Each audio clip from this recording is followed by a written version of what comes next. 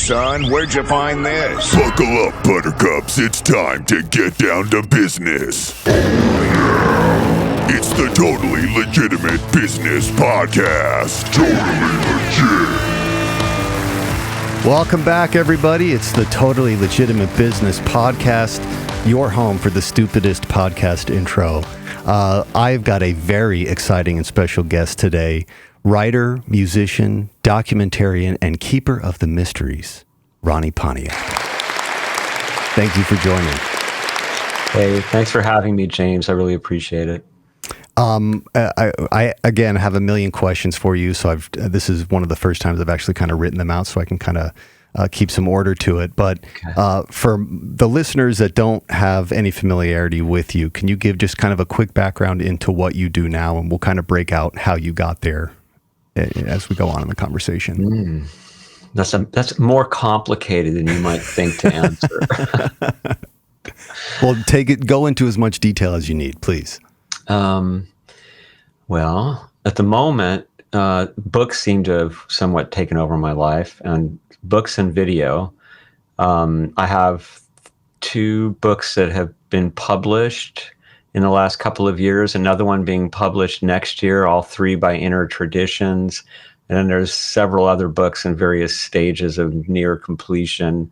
And then all the podcasts, and then my own, like for instance, I'm reading one of the books on my own YouTube channel for people who are interested in this subject. Brilliant. Something called The Unobstructed Way, which was this amazing channeled teaching around the 1930s and the 1940s that back then was super famous and even convinced Carl Jung that it was legit. Oh, wow. But now is pretty much forgotten. And their own lives, the 2 people who did this couple, Stuart Edward White and his wife Betty, their own lives were incredible. So we decided, Tamara, my co-author, and myself decided to record ourselves and put it online for anybody to be able to hear because it's such a great story.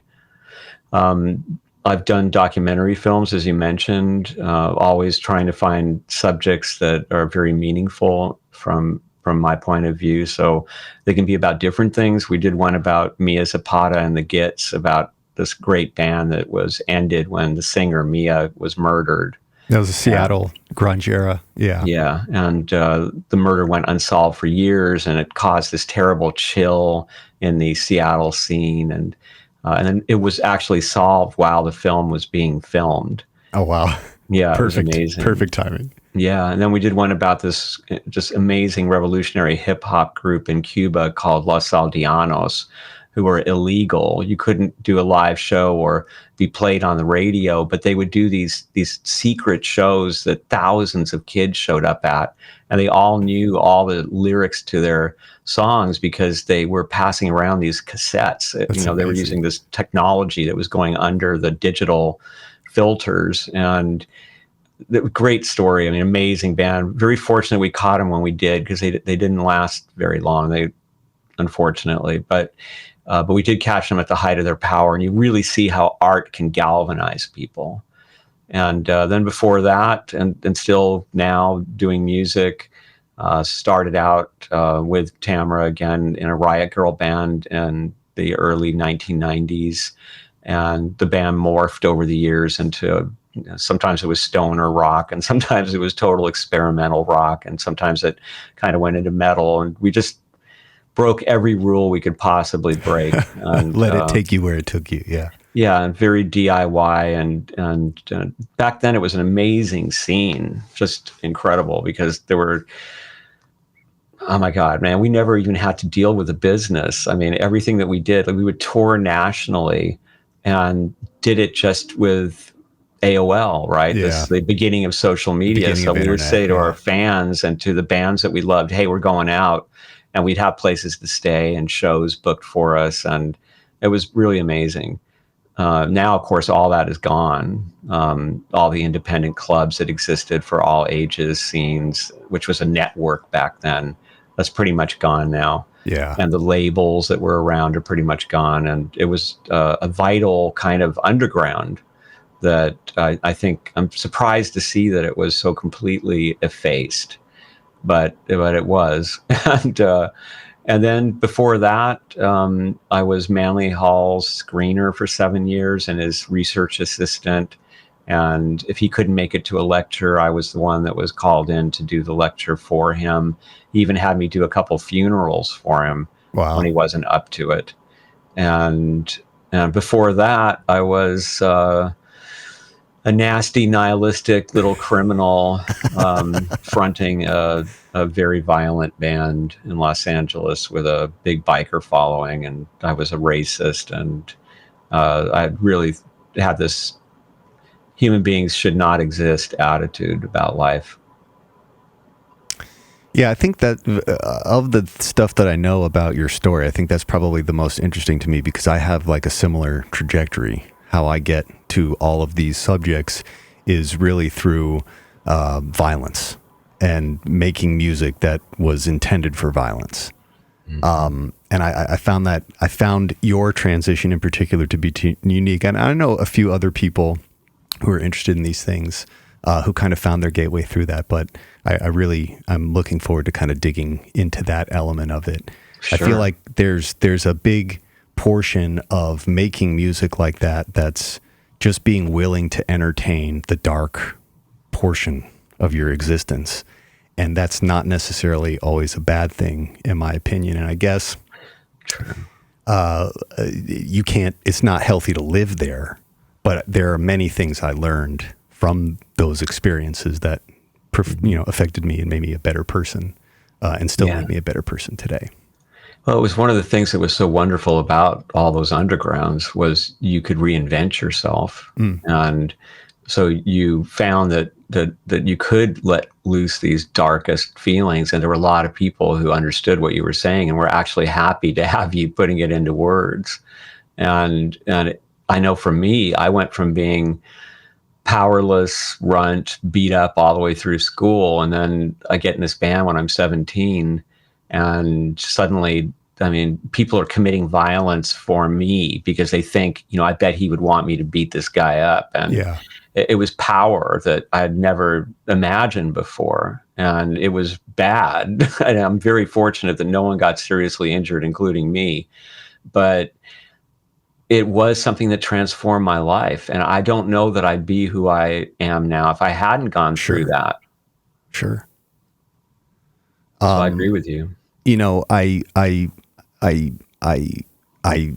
have a whole bunch more questions, but I'm trying to pace myself here. I guess let's kind of zoom out again here. Like if you were to give, most of my listeners are probably not people that are super into anything metaphysical. It's something that a few of my friends are, it's something I talk about a lot on this show, but I just feel like a lot of people in my generation were just kind of clueless to it. I know I was. There's so much of this information out there, but how do you even know where to look for it? If you were to give my audience like an elevator pitch definition of metaphysics or esotericism, what would that be? Okay. Wow. What an interesting question. And what a responsibility. I would say that there are many people in every culture who don't fit into the established traditional way of having a spiritual life, of finding out what the meaning of life is for you, finding out how to have some soulfulness in your life, finding out the kinds of magical things that can happen in life when that side of you is turned on. And for some people, all they need is an established religion and they can have all that stuff. And it's great. Laid out nice and neat. Yeah, exactly. And for many people, that doesn't work for many different reasons. And so throughout history, there's always been these countercultures, these undergrounds within the religious world. If you look at, for instance, ancient Greece, you have the Olympian gods, and the heroes are big, strong warriors like Achilles, and everybody's supposed to be eating meat, and it's all about civic duty. And men are way more important than women, and you really don't care about your wife, or it's not that important. Yeah. And then all of a sudden along comes Pythagoras and the Orphic mysteries, and suddenly for these people, you can't eat meat, you can't be a murderer, the hero is not a hero. He's an ignorant soul who's going to be doomed to having another life after this one he just had. And you're really the fortunate one because you understand what to say when you die and you reach the other side. And therefore, you will be able to remember who and what you are, which is an immortal. And you won't have to come down into the schoolroom/prison anymore. That's kind of the essence of it, especially in the West, right? Like that Orphic influence stayed constant all the way. But you see over and over again this pattern of people who are dissatisfied with existing approaches and who either find their own or they go to unexpected sources. They talk to women, my God, they talk to indigenous people. They take every single opinion seriously, hoping that they'll get insights into it. And that's the kind of person that Manly Hall was. He loved knowledge. He loved art. He loved knowledge about people's spiritual beliefs. What did dreams mean to them? How did they see their gods or God? He cherished all of that. And the excitement that he had, even in old age, was something that was astonishing to me because I worked with him when he was in his 80s.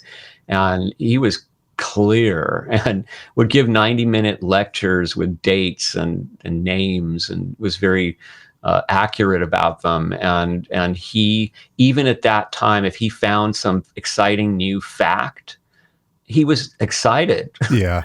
And it was so awesome to see that it just a thirst for knowledge with all the knowledge that he had already.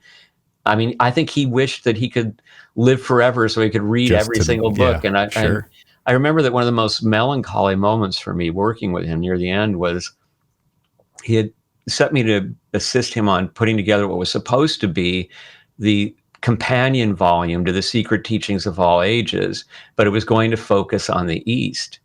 And when I knew him, he was really deeply into Shingon Buddhism. He was deeply into Taoism and into Chinese alchemy. And he wanted to write this definitive, lavishly illustrated text about these things. And he was giving me things to collect, to put in the file for what was going to belong there. And I was also set to find things. And I actually was studying Huayan Buddhism through college.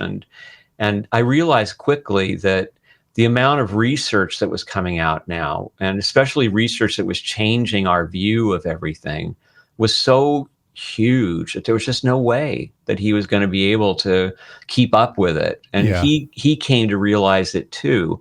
And eventually he turned it into a book about meditation symbols, this beautiful book, but you rarely see it, that was one of his last publications.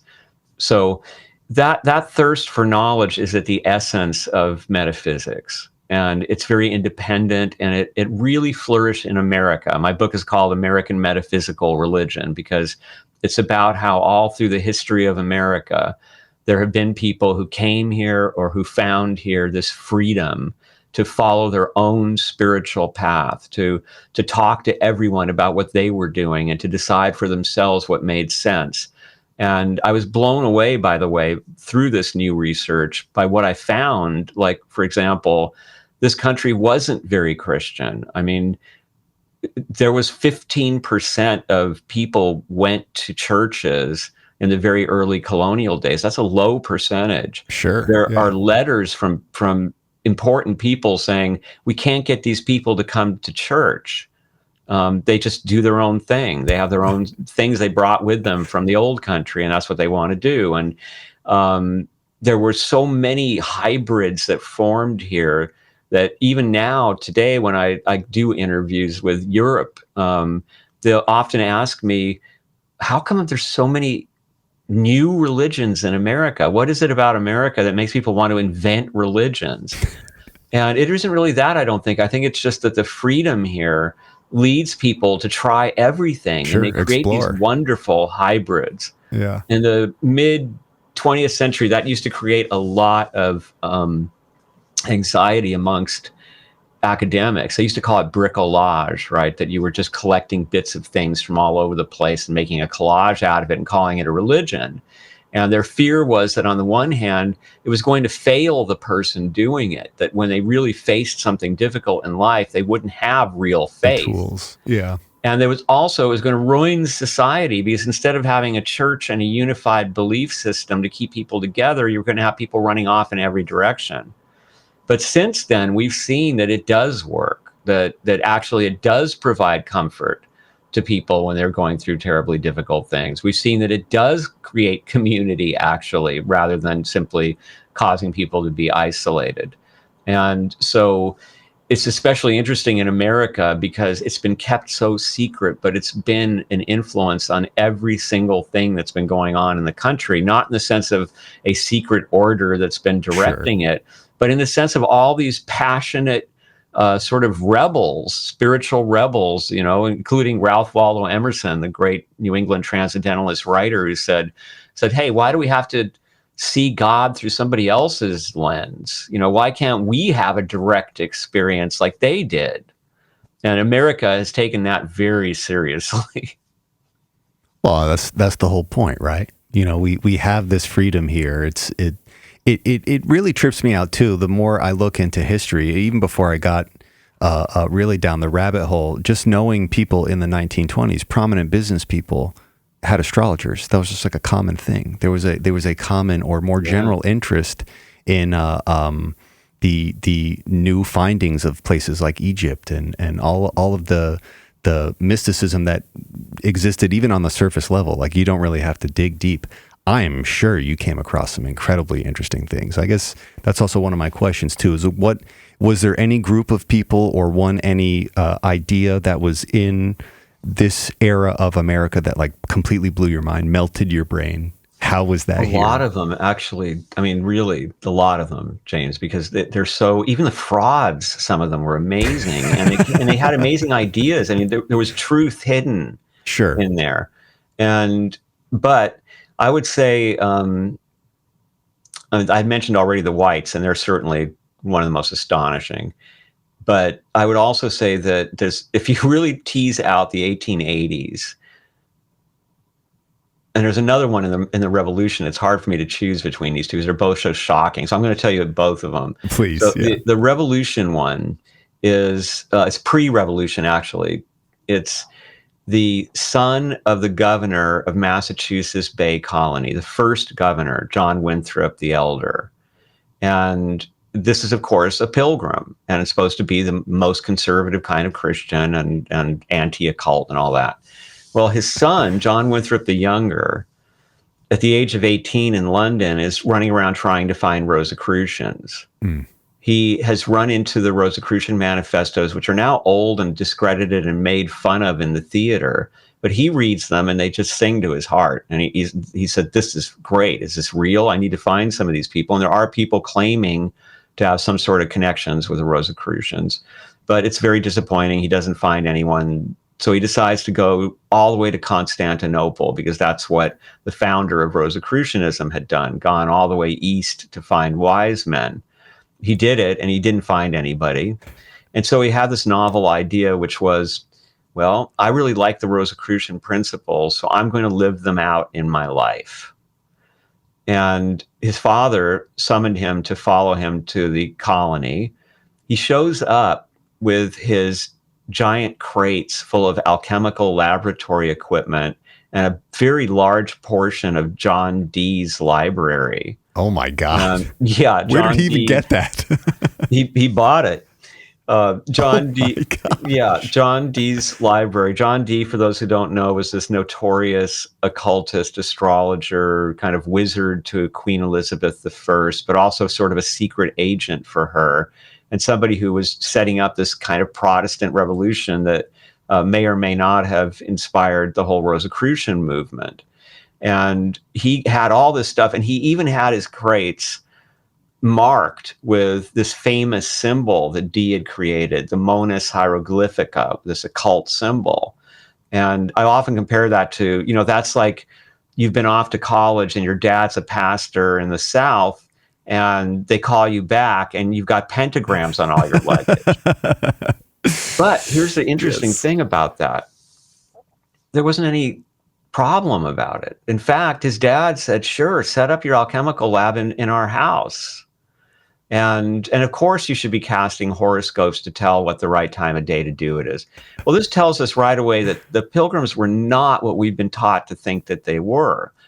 And then John Winthrop, the younger, at first is working out okay, but there are more conservative elements there who think that he's a radical. And they don't like it. They want to censor him. So he decides he's going to do the same thing Roger Miller did. Roger Miller hated Boston and the way they treated him. So he went off to founded Rhode Island and opened it to anyone who wanted to go live there. So our hero, John Winthrop the Younger, does the same thing and becomes the first governor of the territory of Connecticut. Wow. And there he lives out the Rosicrucian ideals. He becomes a functioning alchemist. There are still stories out there of this particular hill where he was said to go make gold. Wow. They said whenever they needed money, he would come back with these rings of the purest gold. But more importantly, he made medicines that were so good that sick people in Europe who could afford and who could survive the voyage across the Atlantic would come to see him. And he became the doctor for the whole like northeastern territory, training young women as nurses who would be told, okay, these symptoms mean that you give them what's in the red packet. And these symptoms mean you give them in the blue packet. And in these packets were medicines that he made that were very effective in healing the common illnesses of the time in those areas. He also defended, and he didn't charge for it, Rosicrucian. And then he also protected the weak and the innocent. And this included workers at his factory or just people that worked on the farms. He had an iron foundry that he was building there, who were summoned to serve the king in the British Army in the endless wars the empire was fighting. Yeah. And he didn't want these people to have to go to war. So he helped them by saying, first he would ignore the first summons, and then he would say, well, I need these guys to finish the foundry because you guys need iron, right? I mean, that's what you want me to do. We're doing this for the crown. Yeah. Exactly. And people wouldn't have to go to war. And he also saved women who were accused of being witches, who were being faced with execution. He helped to design the first successful defense strategy for them. And his best friend, who he kind of helped design it, was the guy who spearheaded the defense. And he would spirit sometimes women out of the territories where they were in danger. And he also protected an Indian tribe, a tribe of indigenous people who had been like decimated by the diseases that came across with the colonists, and who now the Mohegans were preying on and trying to enslave. And he, at great danger to himself, tried to do everything he could to protect them against not just the Mohegans, but also against Boston. And he succeeded. The tribe was preserved, and he actually got their names and some of their property restored. So he lived this kind of exemplary life. And you would point, if he hadn't said, I never met a Rosicrucian, you would point at him and say, well, that has to be an initiated Rosicrucian. He's doing everything that Rosicrucians are supposed to do. But he was a guy who read the manifestos and said, this is inspiring. I'm going to live this way. And did. And in some things he couldn't succeed. So, for example, he wanted to create something called the College of Light. And he was going to take all the greatest minds, they called them the celestial intelligencers back then, the scientific geniuses and people inventing what would become the instruments of science. And just all those giants of the mind were supposed to come to Connecticut, into the College of Light, where they would all work together to revolutionize the world and to bring about a universal reformation. But unfortunately, there was a war right there where a bunch of towns were burned by the tribes who realized how dire their situation really was. And that scared the celestial intelligencers off. But, sure. But he was trying to do that. And so finally, to end his story, one of the most notorious pilgrims, Cotton Mather, somebody who was involved in the witch trials, he was a friend of John Winthrop the Younger, and he actually eulogized him as Hermes Christianus, the Christian Hermes. Now, for a Christian of the supposed purity of Cotton Mather to use Hermes as a compliment, because Hermes is either the Egyptian Hermes or the Greek Hermes, either way, pagan. Yeah, and significant, right? Exactly. And telling us, I'm okay with it. This guy was a Christian Hermes. That's how good he was. So obviously we hold Hermes in high esteem over here. That's something that, again, I was stunned. I mean, all of this was stunning to me. And then to come up to the 1880s, to the story that started the book, one of my privileges working for Manly Hall was that I was allowed to have lunch with him in the vault, and I could ask him questions about any of the books because I was working with them for him. And that was amazing, amazing, amazing. I wish it had all been filmed so everybody could have been there. It was just so great to have him pick out some amazing thing like the Ripley scroll, like one of 8 alchemical masterpiece scrolls, hand painted, just amazing. And he says, "Here, grab one end," and he unrolls this thing in the vault. And he tells me what it is, and priceless, amazing. But there was this one book. It was a very large tome, something like this, leather bound, and it said on it, "The Platonist." And I thought, wow, that's weird. What's that? And he smiled and said, "Oh, that's a good one. Grab that." So I picked it up off the bottom shelf. Must read, yeah. Yeah, and I opened it, and inside it was a bound set of newspapers. But the newspaper was called The Platonist. It was from 1880s. It was from St. Louis when St. Louis was still a cow town. Missouri? Yes. And it was filled with translations of Plotinus, Proclus, Iamblichus, Plato. But not only that, but with, for instance, Abner Doubleday, the famous Civil War general who fired the first shot at Fort Sumter by the Union, and who was supposedly the inventor of baseball. He really wasn't. But the super American apple pie guy, his translation of the Parisian Magus Eliphas Levi's Transcendental Magic, serialized in the newspaper. So ceremonial magic serialized in this newspaper. So I was astonished, and I said, "What is this? I mean, how did this happen?" Right. And he said, "We don't know much about it." And he really only knew mostly about Alexander Wilder, who was writing for it a lot, and who'd been the editor of Madame Blavatsky's Isis Unveiled, and who'd written some books himself that were similar to Manly Hall's view of history. And over the years, as Tamara and I pursued this interest privately, so for instance, if we were going out on tour, we would go to bookstores, we go to college books, libraries, and we're in town, great, let's see if they've got it, and try to find any information we could find on this and other things that we were researching, and found very little. But there was this revolution in academia that started really in the early 2000s, although you can see trickles of it as early as the 80s, where suddenly esotericism was accepted as a valid subject. And all these archives that no one had ever been able to get to were opened. And suddenly we had really well-trained scholars opening up the information and sending it out there in a very neutral way, without any of that condemning quality that used to accompany it back when they felt like, as good Christians, it was their duty to do that. Now they understand that it's their duty to present it as it really was, as historians, and not to judge it. And all that new information. So that's how I did the book, because now I'm going, okay, wait a minute. So I find out that the guy behind this is a fellow by the name of Thomas Johnson. He was a kid who just ran into some Thomas Taylor translations of the Neoplatonists in a library, and that he was in love and started translating from Greek. And his dad had been involved in the Civil War on the wrong side. And Thomas Johnson himself lived a quiet life just outside St. Louis as a mayor of a small town. He was the president of the bank at one point.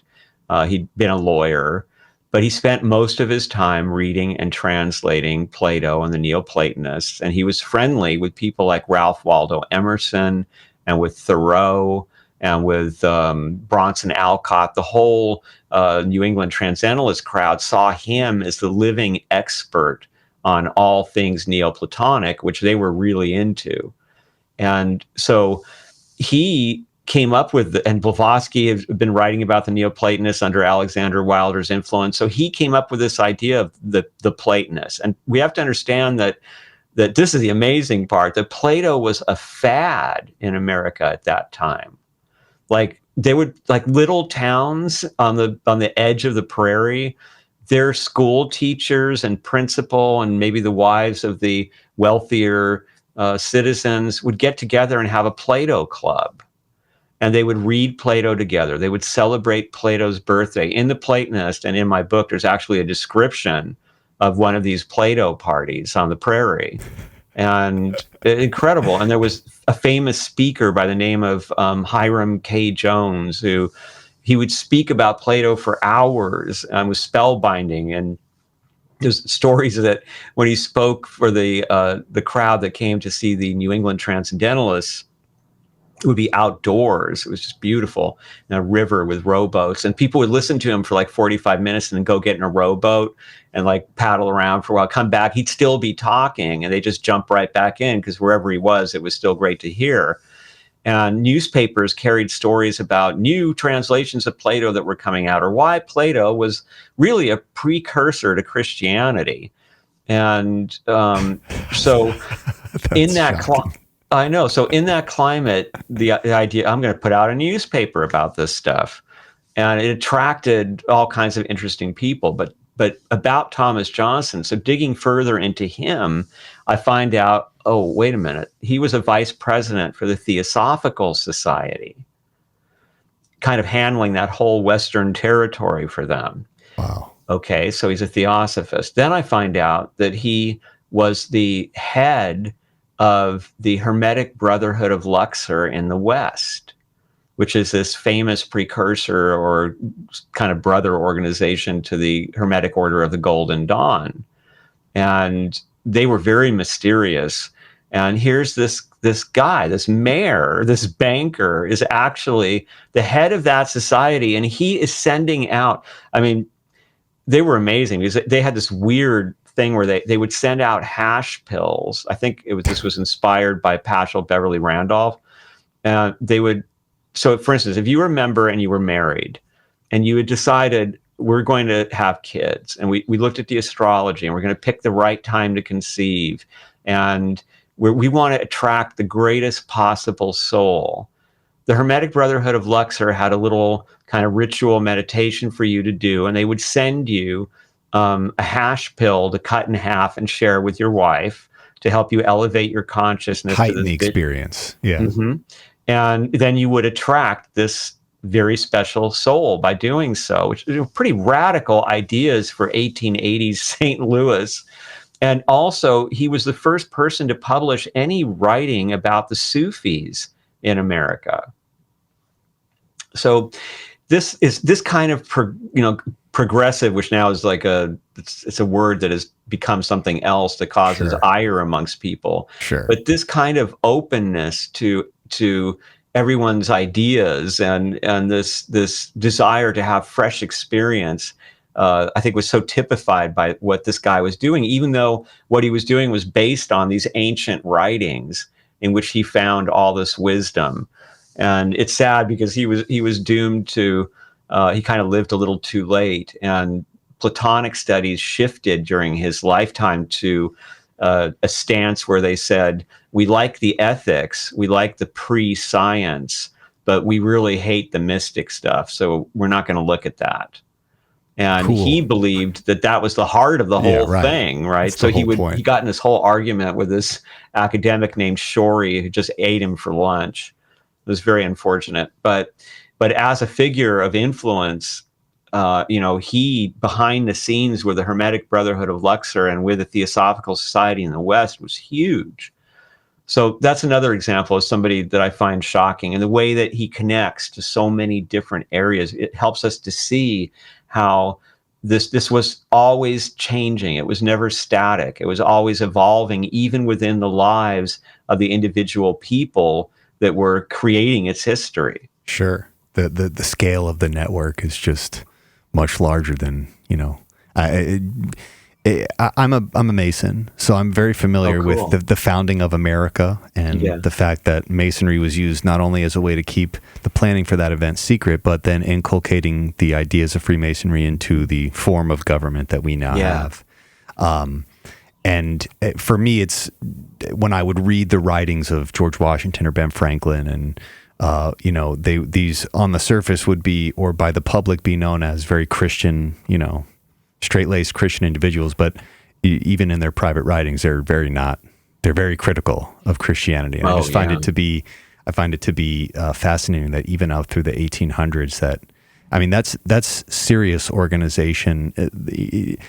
There's a YouTube channel I watch called Old World Florida, and he's been doing a lot of research into Florida as a possible site of antiquity. He's found a guy there that's found a bunch of stone anchors, massive stone anchors in the Gulf of Mexico, and he has a whole thesis. But some of the episodes that he's done are about similar types of organizations, communities of people that went deep into the Everglades to essentially worship the fertility of the Everglades, much like the natives that were there before we got here. Around the same time frame. It's just it really kind of blows my mind at the scale of our idea of very straight-laced 1800s. Everyone has the same ideals, everyone's kind of abiding by the same rules, and there's like a whole other world. There's a whole other world that was occurring here underneath the surface. Yeah, teeming with countercultures. Yeah, fascinating. And I think that even if you come up into the 1500s in Florida and you see the Huguenots there until Spain came and wiped them out, but they brought alchemists with them. They brought the writings of Jacob Boehme and all kinds of mystical forms of Christianity, and their interest in astrology, of course. So even at that point, America was seeded with these ideas.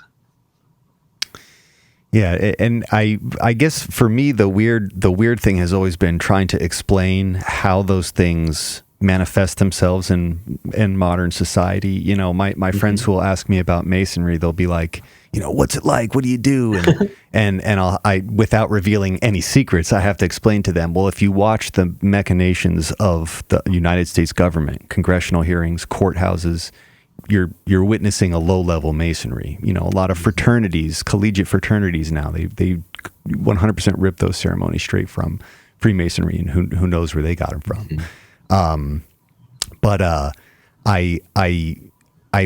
interested in your thoughts and what are the ways that you see a lot of that stuff manifest itself in society today? Because with the involvement of it being so big back then, I feel like there's no way it hasn't, even if just subconsciously, affected how this country behaves, and us being the purveyors of culture to the world by way of media. I'm interested to think if there's any things that really stick out to you. Oh, I think it's the influence is so big. I mean, for example, look at Christianity, because I argue in my book that American Christianity is not really Christianity, and others have argued that it's more American metaphysical religion than it's Christianity. Sure. And to explain that, I think it's kind of obvious, because if you go back to Christianity's origins and you look at it at the purest forms of it, what are we taught? Humility, turn the other cheek, poverty. It's very difficult for a rich man to get into heaven. All the ideas around this world, for the most part, even though it's the glory of God, it's a dangerous place that's filled with traps that have been set there by the devil. And this is a specific attitude toward life. And it reaches an extreme, perhaps, in Gnosticism, but it's there at the heart of Christianity. You come to America, and it doesn't take very long before God wants you to be rich. If you're poor, it's because you're not getting straight with God. turn the other cheek, I've got a picture of Jesus with a machine gun. Yeah, right, exactly. So we've reinvented this, and the way we reinvent it has, on the one hand, it's become a really useful political cudgel, right? Sure, and on the other, it's something that allows us to have our venal feelings in a way that's forgivable. And that's very convenient, and it's a pitfall of many religions and also of occult paths. But it's something that unfortunately is a human quality, this self-delusion where we tend to convince ourselves that the word is the thing. And if the word is different, it can't be the same thing. And so I look at all religions as one. To me, they're all the same things being described in different ways. Sure. Because of accidents of time and place. And so when I look at aspects of Freemasonry, I'm being reminded of the Orphic mysteries, and I'm being reminded of Egyptian religion. And I'm going, wow, that's right out of, the master builder is right out of ancient Egyptian religion. Right. And so that's, to me, this is, and to Manly Hall, it was also this way. It's exciting, to have all of this now at our fingertips, something that was never the case. And even that has its pitfalls, though, because you see so many of us who we collect the ladders. We are so fascinated by all the different systems of transcendence that we have to have all of them, and we never actually climb a ladder. And any one of the ladders might have done it. Sure, right. Instead, we argue which, this one's better than that one, and should be this wide and that this many steps.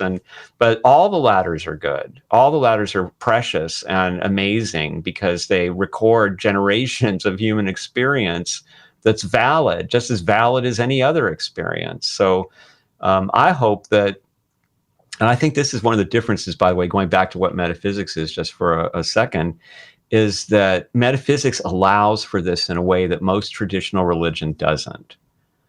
It allows for you to go try all kinds of things out, including Christianity, and to find what works for you. It allows you to make hybrids of things and to work through the programming and the fear that is put in for so many of us around these issues.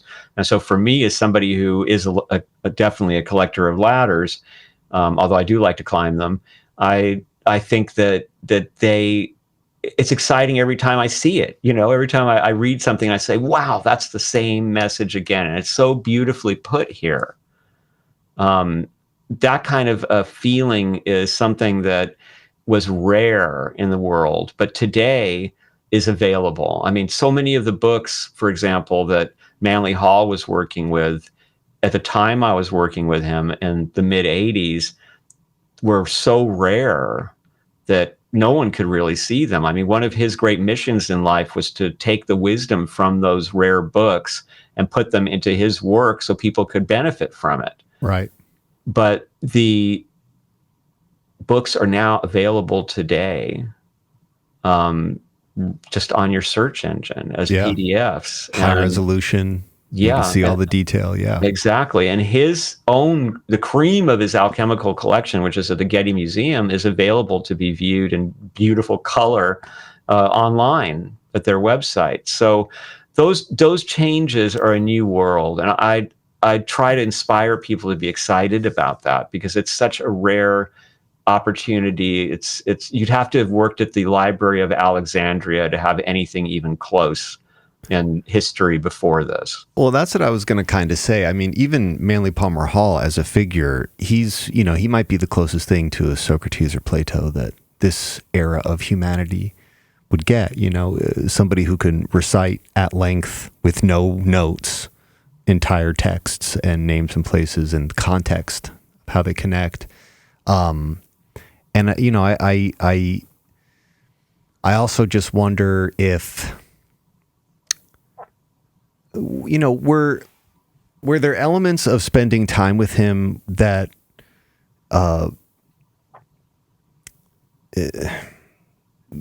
what am I trying to say here? What I'm trying to ask here is, did he tell you things verbatim, Or was everything a lesson to be learned? Did he tell you, this is how you interpret this, this is how you understand this is why we do this is why we pull from here? Or was it more like, I'm going to give you a seed, and I'm going to let that seed take root, and you will ultimately come to the conclusion? Yeah, he was not direct. He didn't like conversation. I mean, he would let me ask him technical questions, and he would direct me towards finding the answers. Sure. But he preferred to teach through jokes. He taught me a lot through jokes. He had like a repertoire of jokes. He used to sleep, with joke books next to his head in bed. And he would read jokes before he went to sleep, just to soak them in. Yeah. Yeah. And so, yeah, definitely. And whenever he told you a joke, you were paying attention to the multiple levels of meaning. And he would tell stories also that would be reflecting on what you were going to ask him about. And it was funny because he was a great storyteller, and you would kind of forget that, you'd ask him a question and then he goes off on a story, and you kind of think, well, I guess he ignored my question. And then you think about it later and you realize, wait a minute. Yeah. That was the answer to the question. That was the answer. He got me good there. Yeah. And so he was really good at that. And he was constantly teaching, I found. I mean, the funny thing is, it's not like he was this pretentious guy who was trying to, I'm a world teacher, I mean, it was just him. And he had, for instance, he had an amazing way of synchronicity around him. One of the things that he used to do that everybody talked about was, he did it also right at me, is he would be lecturing and he would address a message right at you. So the first time that I ever heard him lecture, I was coming out of a scenario where I had been a very nasty person, as I said, and a criminal. And I was actually afraid to go to PRS and to meet him, because I thought that that they would just see through me and think I was a horrific He'd see the cloud. Yeah, around exactly. And so I had become paranoid about there being an earthquake that was going to knock California into the sea, because a woman I respected, who actually told me that Manly Hall was still alive and we were to see him lecture, was gonzo over Edgar Casey and thought that this was going to happen any minute. And so I was freaked and thinking about moving to Virginia Beach, where she did move. And he looked right at me at that first lecture and he said, people who have apprehension of natural disasters due to the guilt that they feel about how they've been living their lives. Yeah, exactly. And he actually, at the same lecture, the same thing for Tamara, because she's walking up and she notices this little weed that has broken through concrete or has grown through a crack in concrete and has bloomed. And she thinks, look at the strength in that. And he looked right at her and he said, like when a little flower grows up through a crack in the cement. And so then first question, how did he do that? And everybody was asking that question, what's going on there? And there were many different theories. There were people who thought, well, he's an initiate. And there were people who thought, well, he's channeling. It's obvious that that's channeling. Other people said he's in the Tao. He's just so in the moment. He's so in the harmony of the flow of things. And he's been there for so long that this stuff just happens around him. Sure. Which is my way of seeing it. He's I feel tuned his brain to whatever that is. Yeah. There's actually a Chinese word. I don't know if it's Li or Li, but it's Li. And it's the pattern, like, the pattern that's in your fingerprints, that's in the sand when the water swirls it, that's in the water, that's in fire, that pattern is the motion of the Tao. And I feel like he was just in that. And so I even think that I was part of that, because he needed somebody to do an alchemical bibliography edit for him, because he wanted to fire the actual editor. And I come walking in, and on extremely slim evidence and my saying that I'm incapable of taking the gig, he says, no, you're the guy. It's going to be great. And to my shock, I was very capable of doing what he needed me to do. I was a good scholar, and so good that I became his research assistant. He believed in me when I thought I couldn't possibly do it. And a part of that was, I think, his way with the Tao. He'd come to know that that was going to happen. So, for example, a friend of mine from there, Arthur Johnson, who was the man who recorded most of Manly Hall's lectures that we hear on YouTube, and who was an incredible musician, an incredible guitar player who played with Lena Horne and Willie Bobo and all kinds of amazing players. And even Miles Davis thought he was pretty good for a white guy. And that's quite an accomplishment. It is. And he walks in to meet Manly Hall the first time in the I think it's in the late 70s, and Manly Hall looks at him and goes, "There you are, I've been waiting for you." And part of that's a joke, but part of it is, yeah, he knew this is the guy. He could feel it. This is the one I've been waiting for to do these things that I need to get done. And so that feeling of being in the moment that he had and delivering these messages was delivered, by the way, without really being able to see us, because I also found out that his vision was so poor by then that when he was looking at you and he was delivering that message, he wasn't seeing you. He could tell there was somebody sitting there, but he couldn't really... Shades of light, but no detail. Yeah, exactly. So that was amazing to see, and there was a kind of an extra dimension there to how he existed. But he was a very down to earth, just folks kind of guy when I knew him. I mean, he was very dramatic back in the day with capes and all kinds of stuff. But when I knew him, you had to be. Yes, you did. When I knew him, he was really down to earth. I never saw him do anything extravagant, whether it was food or clothing or what he had to say, or just a wholesome, decent human being with a lot of generosity, a lot of compassion and kindness, but a lot of understanding of the fact that he needed to maintain a certain distance because of this onslaught of people who either wanted help from him or who wanted to exploit him. Yeah, sure. And that you think is something that he was astutely aware of even till his death. Mm-hmm. Wow. Well, and yeah, even that would make sense because his childhood was rather tumultuous. He had a rather crazy existence. I'm sure that was a defense that he learned and built up to be quite powerful. And do you think all the synchronicities that lead, all the synchronistic events that lead you to be with him, like, what do you think the real significance of these things? Because before I found my way to any esoteric stuff, I would accept that synchronicities were a thing that people thought, but I don't necessarily felt that I believed them. But on my path, as the universe kind of unfolded before me, I started to kind of maybe buy into the idea that maybe there's something here. And I still fluctuate between the synchronistic events have some kind of meaning, if not to anyone else than just to me.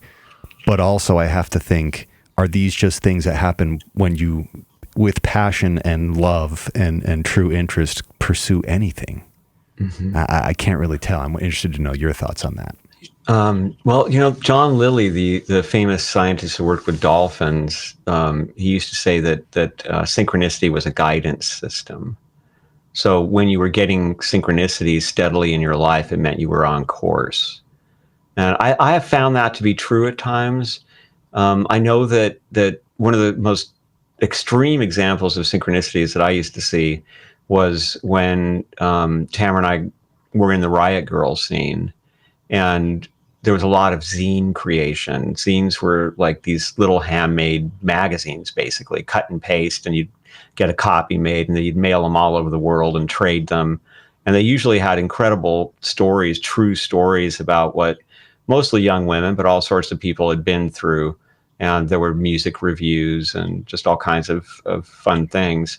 And those zines would come together sometimes in the most bizarre, magical way, where they would almost like happen in your hands. And I actually talked to Manly Hall, not about that, but about the big book, The Secret Teachings of All Ages. And he was talking about a similar thing there, that the right things would always seem to come up, would right at the fall right into your time. hands. Yeah. And so if you'd be writing about some aspect of, let's call it the rape culture, and then you'd be, if I only had an illustration of such and such, and then some magazine sitting there in the school cafeteria, and you'd open it and there's the picture. Yeah. Those kind of experiences, minor things, but a whole string of them. So that when you wound up looking at the zine, you had this feeling that the world had somehow been collaborating with you on making this thing happen. And of course, William Burroughs would always play around with that, with his cut and paste methods and his other ways of invoking the unconscious and whatever this thing that's happening is.